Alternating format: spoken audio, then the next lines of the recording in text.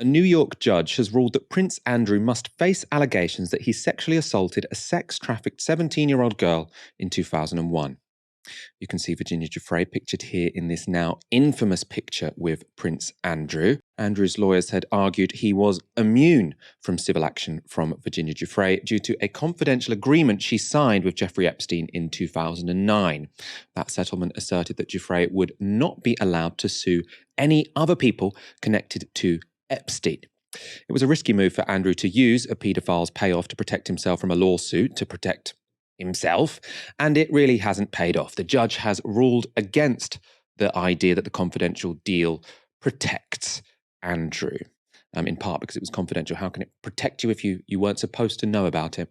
The judge also rejected arguments from Andrew's lawyers that the allegations from Virginia Giuffre were too vague and unspecific to warrant a suit. The judge wrote the following: Giuffre's complaint is neither unintelligible nor vague nor ambiguous.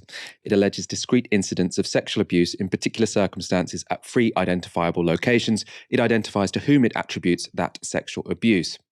Now, Giuffre's lawyers will be free to demand evidence of claims central to Andrew's defence, including the contention that he was scared sweatless in the Falklands War and that he was at a pizza party in Woking on the night Giuffre accuses him of first assaulting her. Andrew's choices are now limited. He can appeal the judge's decision, but other than that, or if that fails, he will either have to go to court or settle. Judge Kaplan has slated the case to be heard between September and December this year, and given this is the Queen's Platinum Jubilee, that could be a disaster for the royal family. Dahlia, what do you think will happen now? Will he go to court? Will he settle? What do you see happening next? Well, I mean, he should go to court. Why shouldn't he? If any of us were told by a judge that we had to stand trial, we wouldn't be able to just hide away in a mansion at the expense of the state and just ignore it. We would have to do what we've been asked to do. And this is what I mean by the one rule for them, one rule for us.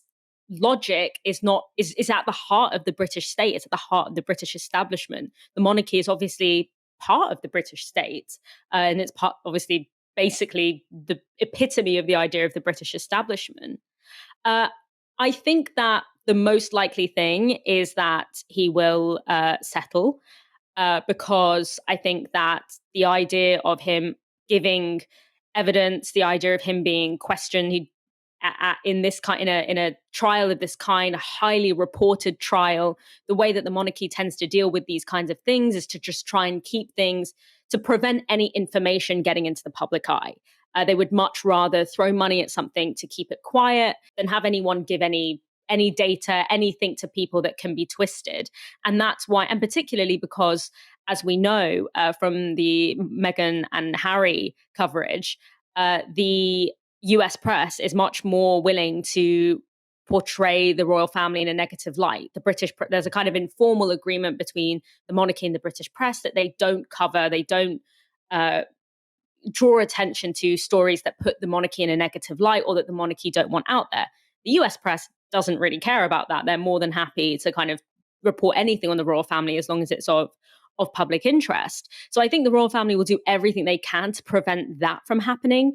But that is an injustice, because when you settle and when you are giving in to this idea that, again, the elite can get away with things that we can't get away with. And this is not fundamentally about Prince Andrew. This is about those young girls that were sex trafficked by Jeffrey Epstein, who deserve to have the people that they are accusing of being involved in that sex trafficking ring to have their day in court. They deserve that. And they don't deserve to be called unintelligible. They don't deserve to be called crazy by the British monarchy, by representatives of the monarchy. They deserve to have all of those who are alleged to have been involved in that in any capacity forced to testify on what actually happened.